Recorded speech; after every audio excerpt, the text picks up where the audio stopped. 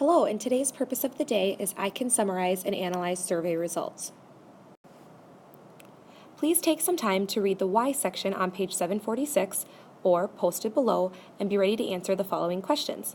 Please be ready to share out your answers for the following questions. Let's take a look at Chapter 12, Section 2, Analyzing Survey Results. Let's first look at the measures of central tendency.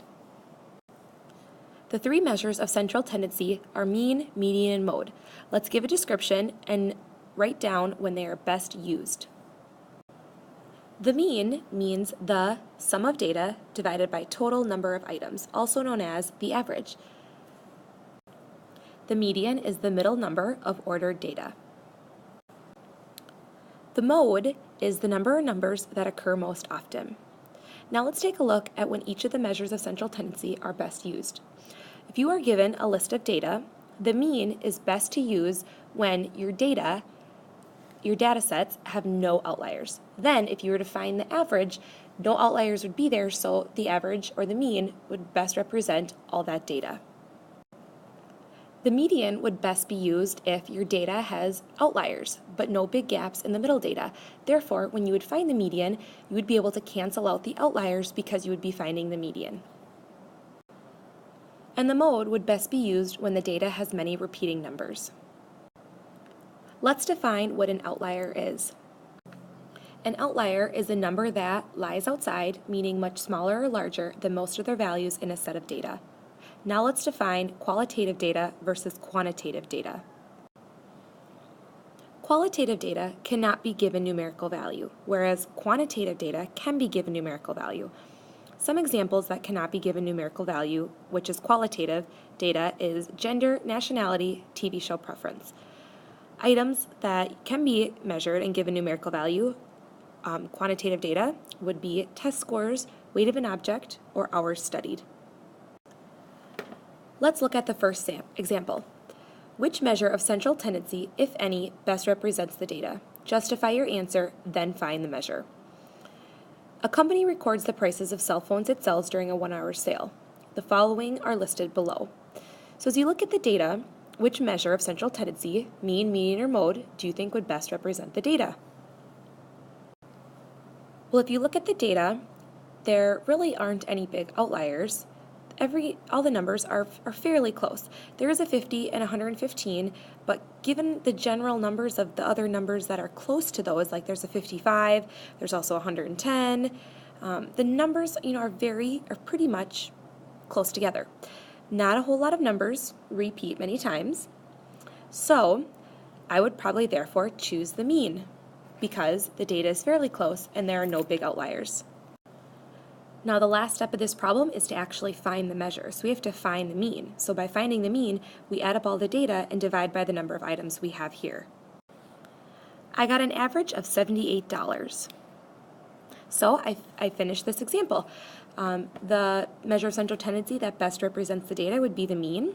Justifying your answer would be saying why, because the data is fairly close and no big outliers. And then finding the measure means we actually have to go ahead and find the mean, which we did. It was 78. All right, let's take a look at another example. Which measure of central tendency, if any, best represents the data? Justify your answer, then find the measure. A high school band director conducted a survey in which she asked 500 adults the last time they attended a high school band performance. The following results are listed. At least 10 years ago, 30%, 5 to 10 years ago, 10%, 1 to 5 years ago, 25%, and within a year, 35%.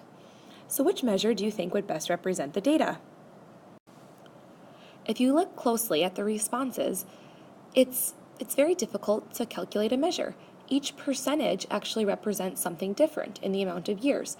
So meaning at least 10 years ago, 5 to 10 years, so on and so forth.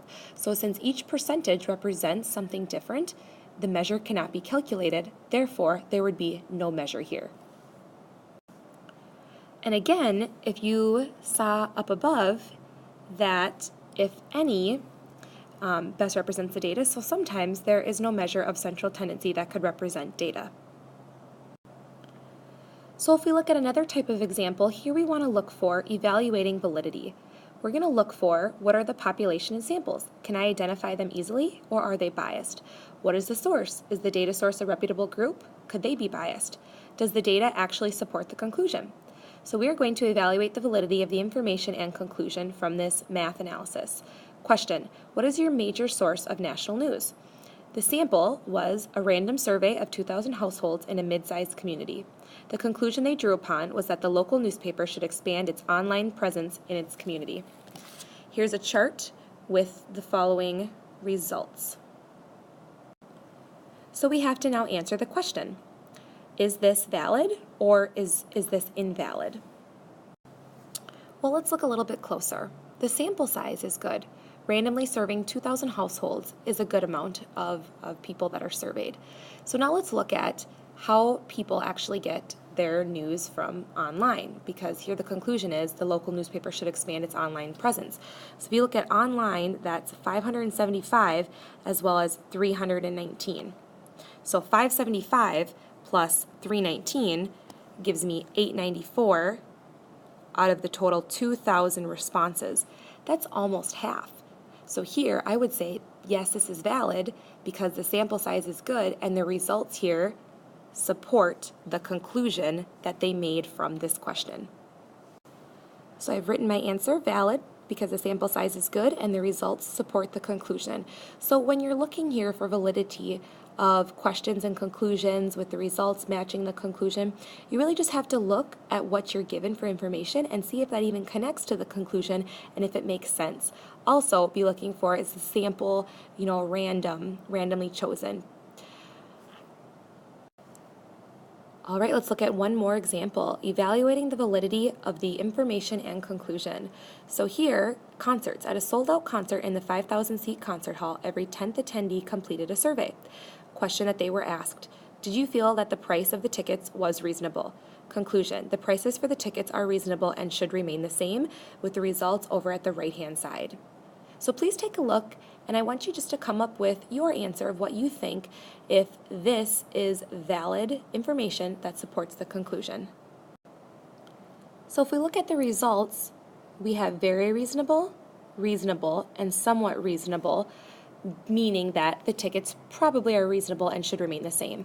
Then we have a couple other choices, unreasonable and very unreasonable, which would probably go in another category. However, if you think about this, yes, every 10th attendee completed a survey at the concert, but this had a little bit of bias because the sample that was chosen was from the people that were already attending the concert. So if people are already attending the concert, odds are that they thought the ticket was probably reasonable priced enough that they bought it in the first place. So again, my answer was that this had bias, so it would be invalid because the sample chosen was already attending the concert, so they thought it was reasonable because they already bought a ticket. Thank you for listening. Please check Schoology for more information and be ready to have your community discussion answers ready to share out. Have a great day. Bye.